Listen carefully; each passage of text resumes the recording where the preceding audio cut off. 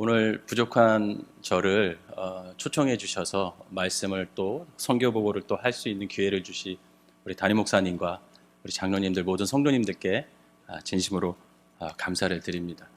저는 2017년에 캄보디아 가서 지금까지 선교 사역을 감당하고 있습니다.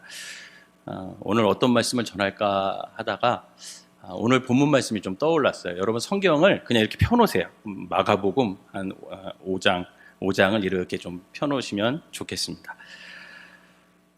예수님과 이제 제자들이 이제 4장에 보면 이제 풍랑을 헤치고 이제 바다를 건너서 이 거라사 지방으로 오셨어요. 예수님은 4장에서 그냥 바다 건너편으로 가자 이런 게 아니에요. 분명한 목적이 있으셨어요. 그 바다를 건너가야 할 분명한 목적이 있었습니다. 그 목적이 뭐냐면 바로 거라사 지방에서 귀신 들려 고통받고 있는 한 사람을 만나러 가신 겁니다. 거라사 지방은 마태복음 8장에 보면 가다라 지방이라고 소개되어져 있고요. 누가복음의 8장 보면 거라사인의 땅이라고 이렇게 표현이 되어 있습니다. 이 지역은 갈릴리와 요단강 동편에 있는 헬라 지역 데카폴리스 안에 있는 이방인들이 사는 지역이에요.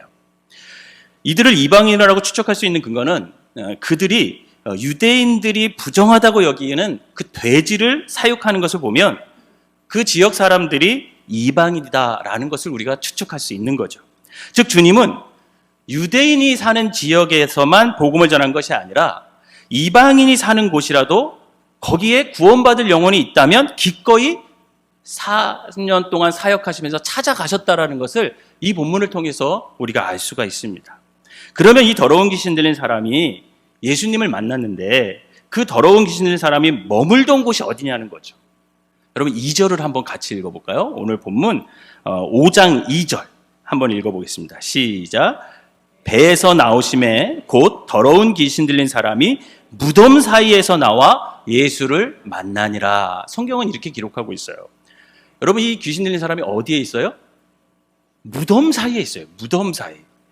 그럼 무덤 사이에 산다는 것은 어떤 의미입니까? 여러분 그것은 지금 이 사람이 자신이 속한 공동체에서 분리 단절되어서 홀로 외롭게 지금 살아가고 있다는 거예요. 그러면 그 사람의 상태가 어떠냐는 거죠. 3절과 4절을 한번 읽어보도록 하겠습니다. 시작. 그 사람은 무덤 사이에 거처 하는데 이제는 아무도 그를 쇠사슬로 맬 수 없게 되었으니 이는 여러 번 고랑과 쇠사슬에 매였어도 쇠사슬을 끊고 고랑을 깨트렸음이로라. 그리하여 아무도 그를 제어할 힘이 없는지라. 이렇게 기록되어 있어요. 누구도 이제 그를 쇠사슬로 맬 수 없다고 합니다. 이미 사람들이 여러 번 그를 고랑과 쇠사슬에 묶었지만 여러분 그 힘이 너무 세요. 그래서 그 묶었던 고랑과 쇠사슬을 다 끊고 지금은 아무도 그를 제어할 수가 없어요. 즉 사람들이 그를 쉽게 통제할 수 있는 그런 상태가 아닌 거죠. 그런 더러운 귀신들이었기 때문에 보통 사람들이 지켜야 할 규칙, 어떤 규율 이런 것을 지킬 수가 없었어요. 결국 공동체의 규율을 지키지 않는 그를 사람들은 어떻게 했냐? 고랑과 쇠사슬로 묶어두고 그를 강제로 통제하려 했던 것입니다. 결국 그는 공동체에서 분리되어 무덤 사이에서 지내고 있지만 여러분 성경은 또 뭐라고 기록하고 있냐면 한편으로는 밤낮을 가리지 않고 무덤 사이에서나 산에서나 소리를 지르고 돌로 자기 몸을 해하고 있다 이렇게 표현하고 있어요. 여러분 5절 읽어볼까요? 5절 시작. 늘 소리 지르며 돌로 자기의 몸을 해치고 있었더라. 그러면 왜 그는 이런 행동을 했을까요, 여러분? 왜 그는 밤낮 가리지 않고 소리를 지를까요? 여러분, 나는 자연인이다 라는 프로그램 아세요? 나는 자연인이다. 그 프로그램에 가장 많은 시청을 하는 시청자들이 누군지 아세요? 연령대가 어떻게 되는지 아세요? 40, 50대예요. 40, 50대 남성들이 그렇게 좋아한대요. 나는 자연인이다. 여러분 왜 좋아할까요? 추측이 되시죠? 40, 50대 남성들이 힘들어. 사는 게 힘들어. 가정을 책임져야 되죠. 직장에서는 밑에서는 치고 올라오죠. 또 위에서는 내려서 자꾸만 압박을 가하죠. 이 40, 50대가 어디 설 데가 없는 거예요. 아내에게 또 눌리고요. 자녀들은 이제 더 이상 40, 50대 된 아빠들하고 얘기를 하지 않으려고 해요. 제가 딸이 셋이 있는데 저희 딸도, 첫째 딸은 저하고 아직 이제는 얘기를 잘 안 하려고 해요. 그러니 인생이 고단하니까 어떻게 하고 싶은 거예요? 혼자 살고 싶은 거예요. 혼자 살고 싶어. 사실 그 프로그램에 나온 사람들을 이제 이렇게 개그맨이 이제 가서 만나잖아요. 만나면 정말 그 사연이 다 현실이 힘들고 사업에 실패하고 사람에게 상처받고 결국 산속으로 들어가서 자연인으로 살아가는 거거든요. 그런데 막상 그 자연인을 만나가지고 저녁에 이렇게 얘기를 나누면요, 결국 그가 사람이 그리운 거야. 사람이 그립고 가족과 떨어져 있는 것이 외로워요. 외로워. 이 마찬가지로 이 귀신 들린 사람들요, 홀로 무덤 사이에 살지만 누군가 관계를 맺고 교제를 나누고 그렇게 살고 싶은 거예요. 그래서 그는 나 여기 있어. 나 여기 살아있어. 나 여기서 존재해. 라고 소리를 지르면서 자신을 자꾸만 표현하고 있는 거라고요. 나타내고 있는 거죠. 그는 지금 귀신 들려 공동체에서 분리되어 혼자 살고 있지만 마음속으로는요, 사람과 관계를 맺고 싶은 거예요. 사람과 관계를 맺고 함께 살아가기를 원하는 거예요. 그래서 자꾸 소리를 지르는 거예요. 소리를. 그는 또 돌로 자신의 몸을 해야 한대요. 자기 자신을 소중히 여기지 않아요. 막대해요. 그러면 왜 자기 자신을 돌로 자해야 할까요, 여러분? 자해 경험이 있는 사람이 이런 말을 하는 것을 들었습니다. 왜 자해를 하느냐? 이렇게 물어봤어요. 그랬더니 그 자해하는 사람이 뭐라고 대답했냐면, 다른 사람들이 제게 상처를 입히기 전에 제 스스로 상처를 입히는 것이 훨씬 낫습니다. 이렇게 대답을 하더래요.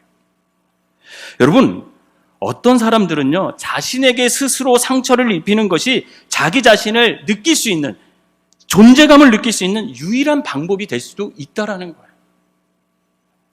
이것을 볼 때 지금 귀신 들린 사람은 스스로 죽고 싶어 무덤으로 가서 혼자 살고 있지만, 반대로 자기 자신을 사람들이 좀 알아봐 주기 바라는 그 두 가지 마음을 지금 갖고 있는 거죠. 그래서 그는 소리를 지르고 자기 자신을 자해하면서 사람들이 자신을 좀 알아봐 주기를 간절히 원하고 있습니다.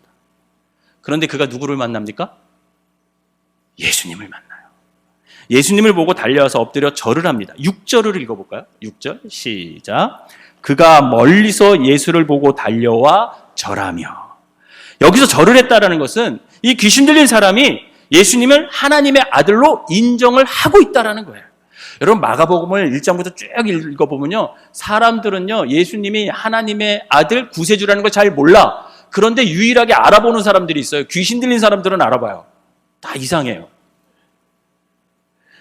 여러분, 이렇게 절을 했다라는 것은 귀신 들린 사람이 예수님을 하나님의 아들로 인정하고 있다라는 거예요. 그리고 곧바로 고백합니다. 7절 전반부를 읽어봅시다. 시작. 큰 소리로 부르짖어 이르되 지극히 높으신 하나님의 아들 예수여, 이렇게 얘기해요. 그는 지금 한쪽 마음으로는요, 예수님을 하나님의 아들로 인정하고 고백합니다. 그리고 엎드리는 것을 보면 행동으로도 예수님을 하나님의 아들로 인정하는 거예요. 그런데 다른 한편으로는 예수님을 거부하고 있어요. 7절 후반절. 나와 당신이, 거기서부터 시작. 나와 당신이 무슨 상관이 있나이까? 원하건대 하나님 앞에 맹세하고 나를 괴롭히지 마옵소서 하니, 이렇게 얘기해요. 즉 지금 그는 한쪽 마음으로는요, 예수님을 하나님의 아들 구세주로 인정하면서 다른 한쪽 마음으로는 나를 좀 가만히 좀 두라고 말하고 있는 거예요. 지금 이 사람은 한쪽으로는 귀신 들린 현실에서 벗어나 다른 사람들처럼 정상적으로 살고 싶은 마음이 있는 거예요. 그러나 다른 한편으로는 여전히 귀신에 억눌려 지금 상태로 가만히 좀 두라, 이렇게 말하고 있는 거죠. 지금 그는 예수님을 만나고요, 내적으로 치열한 영적 전쟁을 하고 있는 거예요. 그는 예수님을 만난 후 그의 내면 속에 귀신 들린 자아와 하나님의 형상을 회복하고자 하는 자아가 계속해서 충돌하고 있는 겁니다. 여러분, 우리도 이럴 때 있잖아요. 삶을 살다 보면 어떤 중요한 결정을 할 때 하나님의 뜻과 내 욕심 사이에 늘 내적 충돌이 일어나잖아요. 저희 둘째 누나가 권사님이세요. 저희 둘째 누나가 권사님인데 절기 때만 되면 3일 전에 저한테 전화를 해요. 왜 전화를 할까요, 여러분? 이 목사, 절기 헌금을 얼마 해야 돼? 왜 그걸 나한테 물어? 자기 믿음대로 하면 되지. 그러니까 처음에는 마음먹은 게 있었겠지. 근데 절기가 가까우니까 자꾸만 애들 교육비도 내야 될 것 같고 자기가 또 골프장도 가야겠고 뭐 여러 가지 이게 막 내적 충돌이 생기는 거야. 그러니까 나한테 전화해서 절기원금을 얼마 해야 돼? 그럼 제가 뭐라 그럴까요? 한 달 월급 해. 제가 그래. 내적 충돌이 일어날 때 있잖아요. 그런데 감사한 것은 이런 상황일 때 주님이 다가오신다라는 거예요. 주님이 다가오세요. 그리고 말씀하십니다. 8절 읽어볼까요? 시작. 이는 예수께서 이미 그에게 이르시기를 더러운 귀신아 그 사람에게서 나오라 하셨습니다. 이렇게 내적 충돌이 일어나 괴로워하는 그에게 주님은 더러운 귀신에게 명하여 그에게 나오라 이렇게 명령하셔요. 참 감사한 일이죠. 못 본 척 하지 않으시고 우리의 문제에 직접 개입해 주세요. 여러분들이 문제가 생겼을 때 주님께서 개입해 주심을 믿으시길 바랍니다. 그리고 귀신에게 이름을 물어보셔요. 예수님이 9절 첫 번째 전반 부분 읽어볼까요? 시작. 이에 물으시되 내 이름이 무엇이냐 이렇게 물어봐요. 그랬더니 그 귀신이 자신의 정체를 얘기해요. 9절 후반부 이르되 시작. 이르되 내 이름은 군대니 우리가 많음이니이다 하고 이렇게 대답합니다. 여러분 그 마귀의 정체가 뭐예요? 군대예요. 사실 더 정확한 표현은요. 헬라어 원본을 보면 내 이름은 군단입니다. 이게 더 정확한 표현이에요. 군단. 여러분 군단은요. 4개의 사단이 모여 한 군단이 되는 거예요. 여러분 한 개의 사단이 몇 명인지 아세요? 1,500명 되거든요. 그럼 4개의 사단이 한 군단이라는 것은 6,000명 정도 되는 거죠. 6,000명의 마귀가 그가 있는 거예요. 그럼 지금 군단이라고 표현하는 것은 여러분 어느 군대를 지칭할 때 쓰는 용어일까요? 이때 시대적 배경을 따지면 로마 군단을 말하는 거예요. 한번 생각해 보세요. 그때 당시 로마 군대가 많은 나라를 정복하면서 얼마나 많은 나라의 무고한 사람들을 죽이고 가정을 파괴하고 공동체를 파괴했습니까? 이 로마 군대에게 정복당한 많은 나라의 사람들이 정말 얼마나 많은 상처와 고통을 당했겠어요. 마찬가지로 지금 이 귀신 들린 사람이 자기를 정복하고 있는 이 귀신의 이름을 군단이라고 표현한 것은 이 귀신 들린 사람이 수많은 사람에게 상처를 입혔다는 거예요. 수많은 사람에게 짓밟혔고 고통을 받고 상처를 받아서 결국 귀신 들릴 수밖에 없다는 그런 뜻이에요. 그런데 이 귀신이 예수님께 뭐라고 요구합니까? 10절 읽어봅시다. 시작. 자기를 그 지방에서 내보내지 마시기를 간구하더니 군단 귀신들이 자신들을 이 거라사 지방에서 내보내지 말라달라고 부탁을 해요. 그런데 그때 마침 그곳에 그 지방에서 키우는 돼지의 큰 떼가 산 곁에서 먹고 있었습니다. 11절 읽어봅시다. 시작. 마침 돼지의 큰 떼가 산 곁에서 먹고 있는지라. 그랬더니 귀신 들린 이 군단 귀신들이 예수님께 그 돼지 떼에 들어가게 해달라고 간청을 해요. 12절 시작.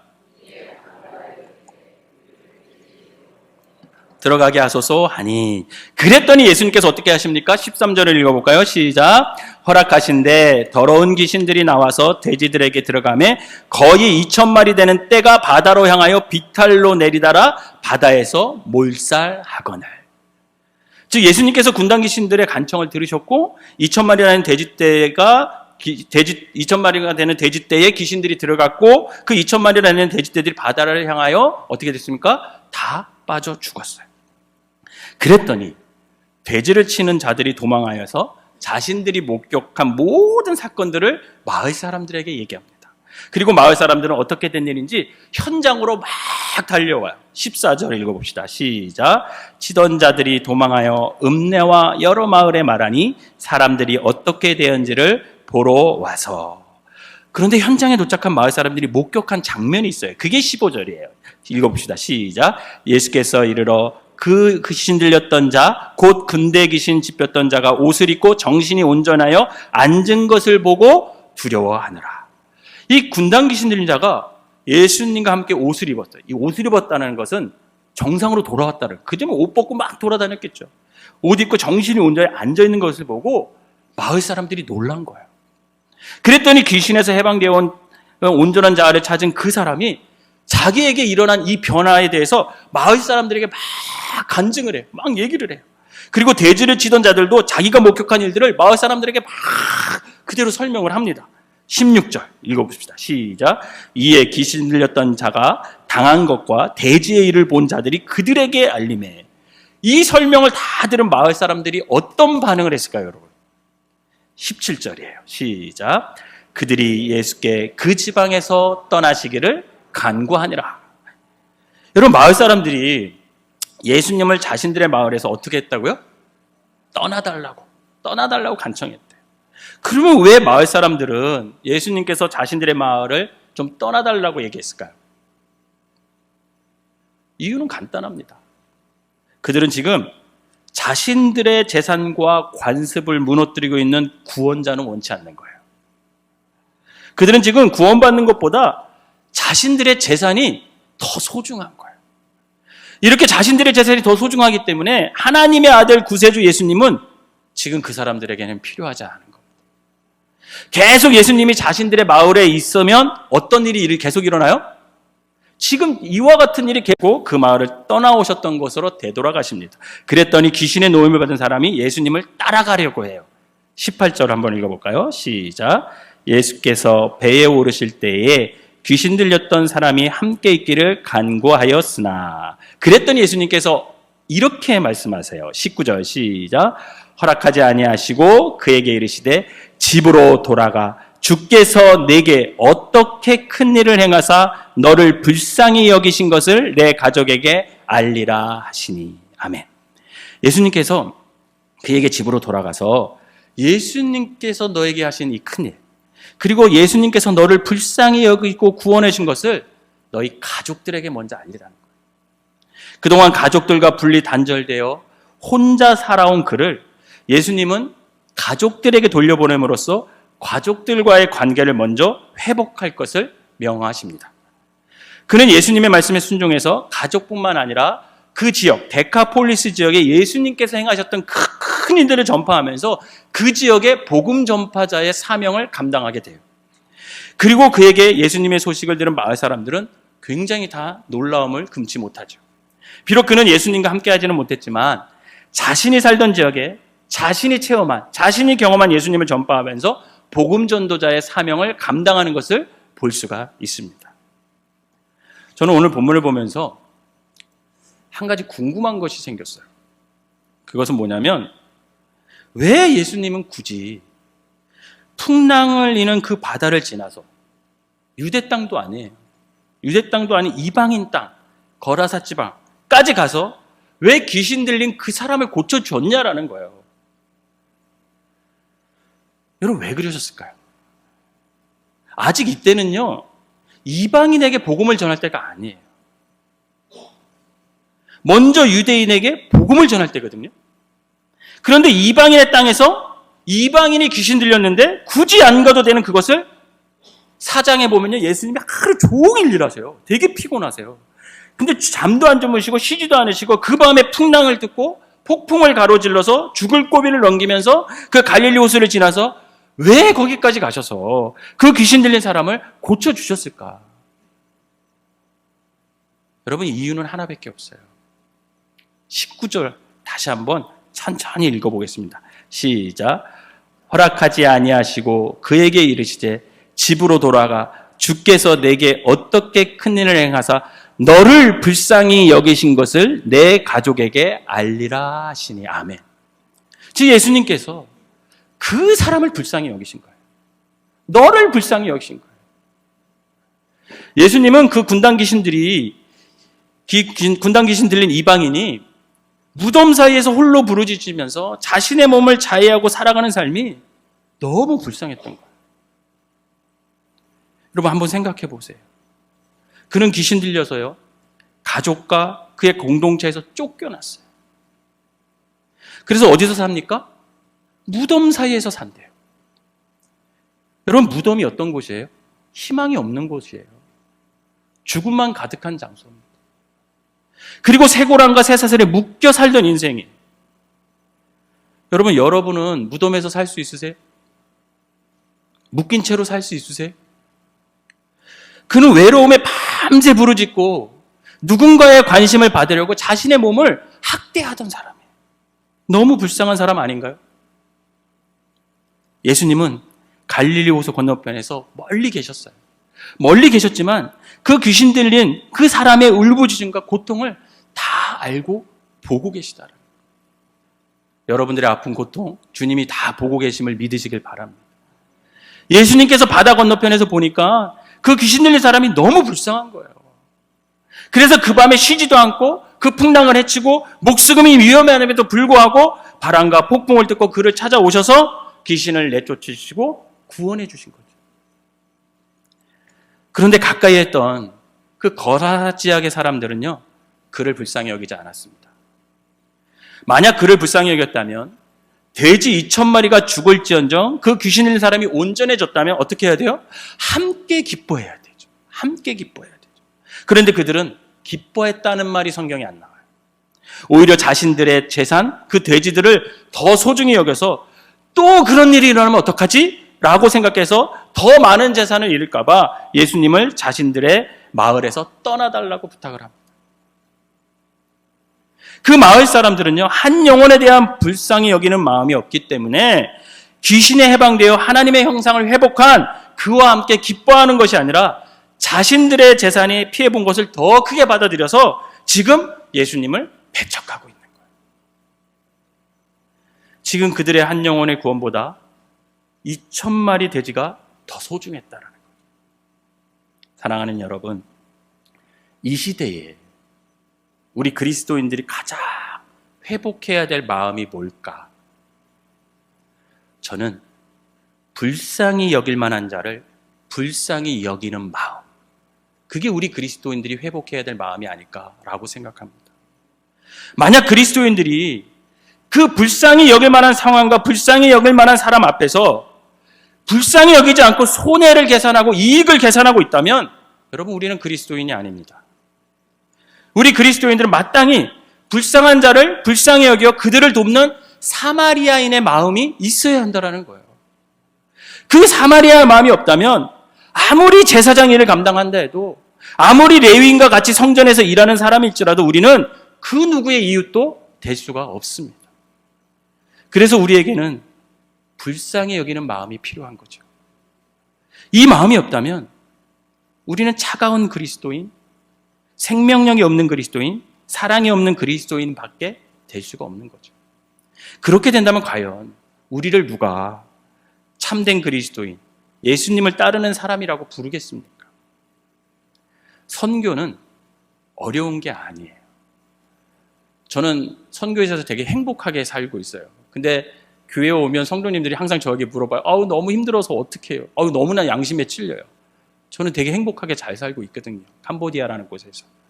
근데 선교는 어려운 것이 아니에요. 그렇게 힘든 게 아니에요. 선교는요, 불쌍히 여기는 마음에서부터 출발하면 돼요. 저는 캄보디아 어린이들이 너무나 불쌍해했어요. 17년에 갔으니까 2016년에 캄보디아 갔을 때 그 어린아이들이 너무 불쌍했어요. 그 불쌍한 마음이 저를 캄보디아 땅으로 향하게 했고 지금까지도 거기서 선교를 하게끔 하고 있습니다. 사랑하는 여러분, 삶이 어렵고 힘들수록 계산하잖아요? 그러면 답이 없어요.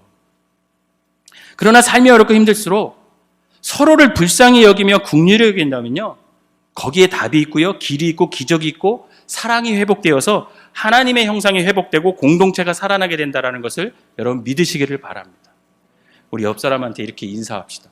나를 좀 불쌍히 여겨줘. 여러분 담임 목사님 불쌍히 여기세요. 여러분 담임 목사님 교회에 오기 싫을 때 있을까요, 없을까요? 여러분 있을 수 있어요. 저도 교회 가기 싫을 때 있었어요. 근데 그런 목사님 불쌍히 여기셔야죠. 장로님들 불쌍히 여겨주시고요. 속회 인도자님 불쌍히 여겨주시고, 내 옆에 있는 사람 불쌍히 여겨주시고, 그러면 공동체가 살아나게 돼 있어요. 바라기는 우리 서로 불쌍히 여기고 이 땅의 사람들을 불쌍히 여겨 서로에게 힘이 되어주고 잃어버린 하나님의 형상을 회복하여 아름다운 사랑의 공동체를 만들어가는 저와 여러분 되시기를 주님의 이름으로 축원합니다. 동영상 하나 보겠습니다. 제가 어떤 사역을 하고 있는지 여러분들에게 소개를 좀 해드리도록 하겠습니다.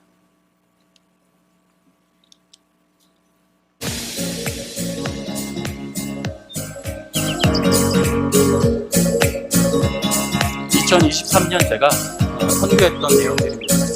저희 그 사역지가 에듀케이션 빌리지라는 건데요. 땅이 4헥타르가 있어요. 근데 4헥타르가 재산권을 보호하기 때문에 법인회사를 하나 만들었어요. 그래서 제가 이제 법인회사 대표가 됐고요. 그리고 이제 그 공동 명의가 있는 거죠. 캄보디아 현지인하고. 그래서 지금 저 땅입니다. 측량을 했고요. 이제 제가 돌아가면 토목공사부터 시작을 합니다. 길을 닦을 거고요. 배수구를 넣을 거고 전기, 수도공사를 이제 시작을 하게 됩니다.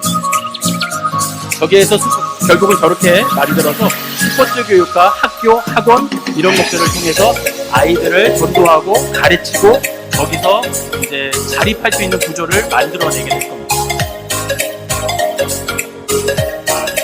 제가 선교사로지만 거기 한인교회 담임을 하고 있어요. 그래서 NGO 단체들, 직원들, 태화복지관이 있는데 그 태화복지관에서 같이 협력을 해서 예배 장소를 제공해줘서 한인들을 목회를 하고 있습니다. 같이 야외 예배도 가고요. 한인들은 총 130명 정도밖에 안 돼요. 그 중에 70%는 기독교인들이고요. 나머지 30%는 안 믿는 사람들은 NGO 단체 직원들, 그런 사람들 저와 함께 예배를 저렇게 모여서 주일마다 드리고 있습니다.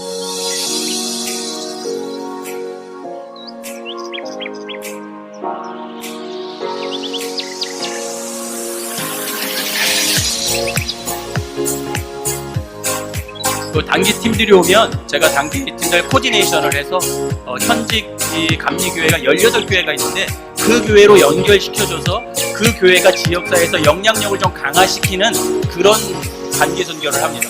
영종중앙교회 청년부들이 와서 함께 어린이 성경학교를 해줬고요. 마을잔치를 해줬고요. 그리고 그 청소년들과 축구도 같이 해요. 나무로 된 교회인데요.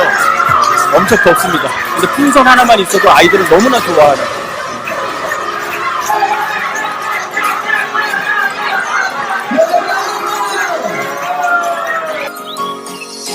만방학교, 하얼빈에 있는 만방학교 졸업생들이 와서 단기 선교를 와서 코디네이션을 했습니다. 그 아이들이 와서 유치원에 가서 영어 캠프를 해줬고요. 저 청년들과 같이 예배드리면서 기도했고요. 그리고 쓰레기 매립장 가서 청소하고 전도하고 봉사하고 또 CM립에서는 저렇게 놀기도 하고 이렇게 단기팀을 와서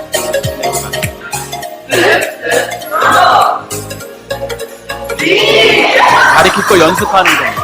영어 가르칠 거 연습하는 이렇게 영어 캠프를 2일 동안 영어 캠프를 하고 돌아갔습니다.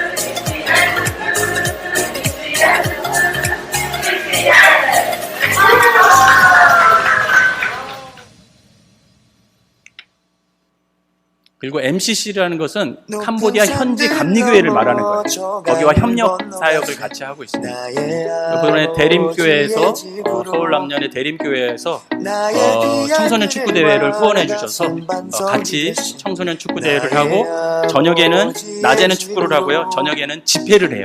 그래서 그 아이들이 70% 정도가 믿지 않는 애들이 오는데 거기에서 복음을 전하는 그런 사역을 감당하고 있습니다. 여러분들이 후원해 주신 우물을 2개 후원을 임금을 전달하고 있는 거예요. 그래서 저 거의 다 팠어요, 우물을. 저분이 현지 감리교회 감리사님이십니다. 쏙지응 감리사님. 그제서야 나는 깨닫네 나의 갈 길이 어딘지 의료팀과 협력해서 마을에 있는 교회를 중심으로 의료 선교를 또 도와주고 있습니다. 안과 치료를 해주고 있어요. 캄보디아는 해가 너무 강하기 때문에 백내장이 너무나 많고요. 그래서 그 사람들 진료를 해주고 있는 사역들을 진행했습니다. 그리고 사역도 하지만 위로를 받는 시간도 있어요. 그래서 만낙교회에서 캄보디아 우리 감리교 선교사님들을 위해서 오셔서 위로회를 해주셨습니다. 나의 아버지의 집으로 달려가는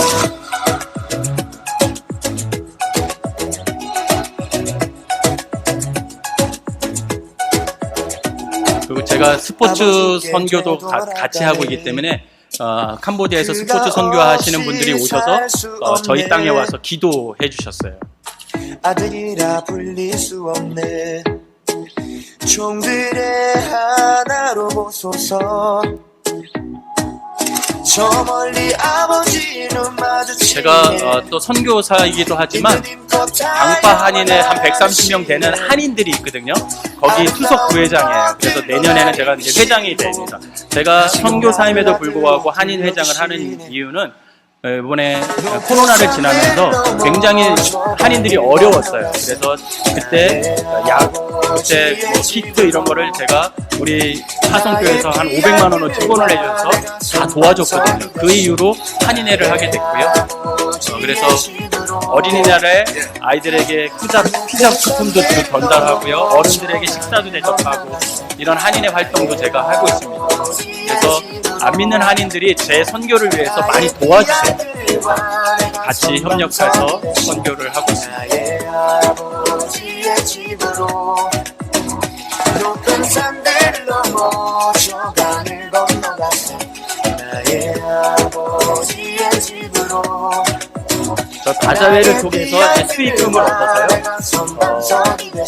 바탄방에 있는 부지사님하고 MOU를 맺어서 저렇게 장애인 학교에 식사를 제공해 줬고요. 그다음에 저분이 이제 바탄방 부지사님이세요. 그래서 가난한 마을에 닭고기도 한 150가정 도와주고 그런 일을 한인회에서 했습니다. 네, 이런 사역을 제가 하고 있습니다. 그리고 앞으로 저희 센터가 다 이제 지어지게 되면 이제 거기서 학교를 시작을 하게 될 겁니다. 여러분들께서 생각나실 때마다 기도해 주시면 감사하겠습니다.